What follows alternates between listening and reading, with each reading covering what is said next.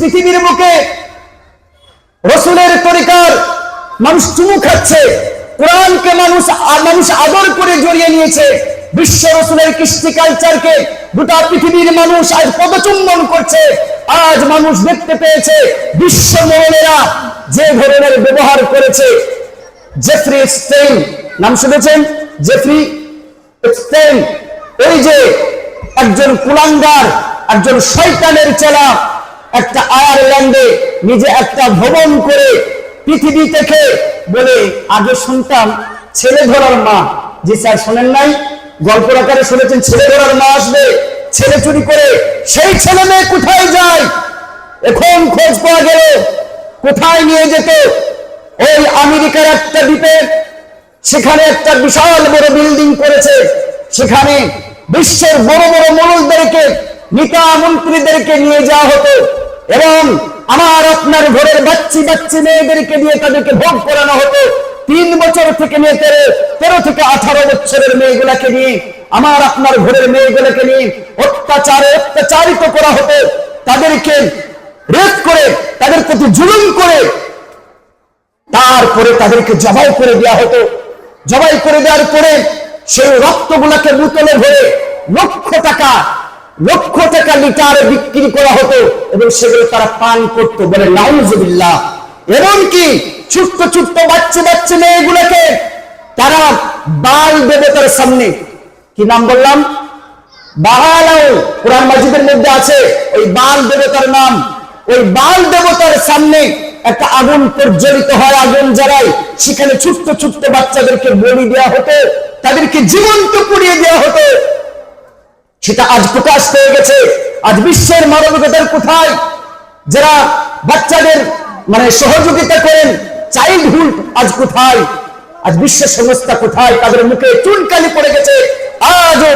আজ বিশ্বের মুসলমান বুঝতে পেরেছে কুরআনের সত্য, রাসূলের হাদিসের সত্য, শান্তির ধর্ম ইসলাম, শান্তির ধর্ম তাবলীগ, শান্তির ধর্ম মুসলমান। সুবহানাল্লাহ।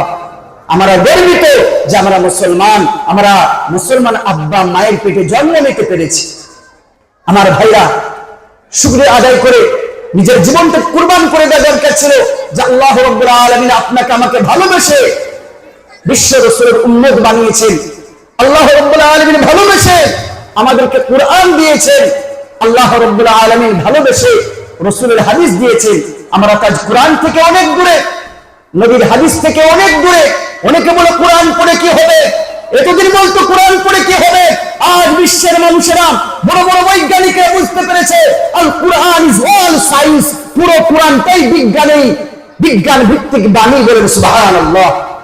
ভাইরা আমার, আব্বা জানেরা, আজ বিশ্বের মানুষ কোরআনকে আঁকড়ে ধরে নিয়েছে। ও আমার ভাইরা, আজ যদি আমরা কোরআনের সংস্পর্শে আসতে পারি, 5 ওয়াক্ত নামাজ পড়তে পারি, রাসূলের সুন্নতকে জিন্দা করতে পারি, মাসে মাসে তাবলীগে 3 দিন করে সময় দিতে পারি, এই জীবনটা পরিবর্তন হয়ে যাবে, এই জীবনটা আলোময় হয়ে যাবে। আজ আমি দেখেছি এই গ্রামের মানুষেরা আলহামদুলিল্লাহ এই এলাকাকে জিন্দা করে রেখেছে তাবলীগের মাধ্যমে। বলেন সুবহানাল্লাহ। তাই আমি একটা ছোট্ট কবিতা আকারে গজল বলি। যারা শার্ট প্যান্টে ফ্যাশন করতো, যারা আগে তাবলীগে যায় নাই, তাদের ড্রেস ছিল এরকম, দেখেন।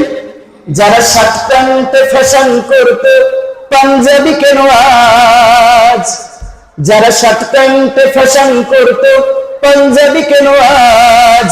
দাড়ি টুপি আর পাগড়ি মাথায় বিশ্ব নবীর সাজ। বলেন না সুবহানাল্লাহ। যারা শার্ট প্যান্টে ফ্যাশন করতো, পাঞ্জাবি কেন আজ? দাড়ি টুপি আর পাগড়ি মাথায় বিশ্ব নবীর সাজ। যারা খাবার খাইতো পশুর মতো রাস্তায় দাঁড়িয়ে, যারা খাবার খাইতো পশুর মতো রাস্তায় দাঁড়িয়ে, বসে গেলে সব দস্তরখানে হাতে মিলিয়ে। নেই ধনী আর গরিবের মাঝে নেই কোনো পার্থক্য। তাবলীগওয়ালা জামাতে গিয়ে দেখেন না, মাস্টার, ডাক্তার, গ্রামের দিনমজুর সব একই দস্তরখানায় একই খানচায় খাবার খায়। বলি না সুবহানাল্লাহ। আহারে, তাই কবি বলছেন, যারা খাবার খাইতো পশুর মতো রাস্তায় দাঁড়িয়ে, বসে গেল সব দস্তরখানে হাতে মিলিয়ে। নেই ধনী আর গরিবের মাঝে নেই কোনো পার্থক্য। 3 দিন আর 3 চিল্লাই দূর হলো মতলক্ষ, 3 দিন আর 3 চিল্লাই দূর হলো মতলক্ষ। তাই সব মুসলিম বেরিয়ে পড়ো 3টে দিনের জন্য। আমরা 3 দিনের জন্য আগামীতে বার হবো বলে ইনশাআল্লাহ। তাই সব মুসলিম বেরিয়ে পড়ো 3টে দিনের জন্য। তাবলীগ করে ঈমান সহির জন্য, তাবলীগ করে আমল সহির জন্য, তাবলীগ করে কুরআন সহির জন্য। ভাইরা আমার, যদি আমরা আজ দাওয়াত ও তাবলীগের কাজে যুক্ত পারি, কোরআনের সংস্পর্শে আসতে পারি, তখনই মানুষ পরিচিত শান্তি পাবে। নচেত শান্তি শান্তি করে খুঁজতে হবে, কোথাও শান্তি পাবে না। একমাত্র আল্লাহর হুকুম আর রাসূলের তরিকার মধ্যেই শান্তি লুকিয়ে আছে।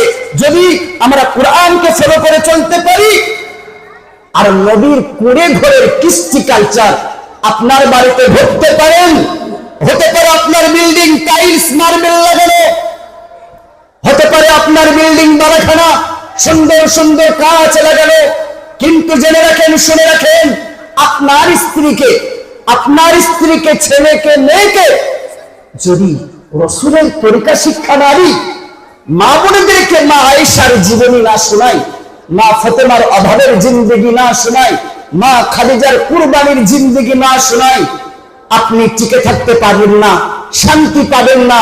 মনে হবে কিছুদিন ভ্রমণ করে আসি, একটু বেরিয়ে আসি, শান্তি পাবেন, কখনো শান্তি পেতে পারেন না। তাই একমাত্র শান্তি লুকিয়ে আছে রাসূলের ঘরে যেরকম কৃষ্টি কালচার ছিল, সেই কৃষ্টি কালচার যদি আমার আপনার বাড়িতে আনতে পারি, তবেই শান্তি পাবো। সেই চেষ্টা আমরা করবো বলে ইনশাআল্লাহ।